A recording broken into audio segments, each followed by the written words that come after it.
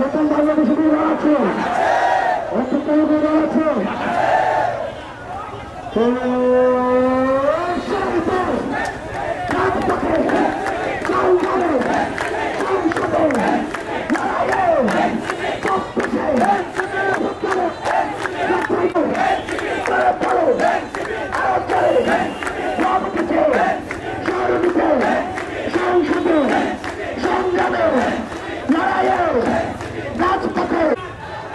যেই নিপীড়নের ত্যাগ তিতিক্ষা তা আজকে আমরা স্লোগানে স্লোগানে স্মরণ করব। এই জনপদে কোরআন তেলাওয়াত দিয়ে প্রোগ্রাম শুরু করব। মাগরিবের নামাজের আর 10 মিনিট আছে, আমরা আনুষ্ঠানিকভাবে প্রোগ্রাম শুরু করতে যাচ্ছি। এখন আপনাদের সামনে কোরআন তেলাওয়াত দিয়ে শুরু হবে। কোরআন তেলাওয়াত করবেন হাফেজ। الرحمن الرحيم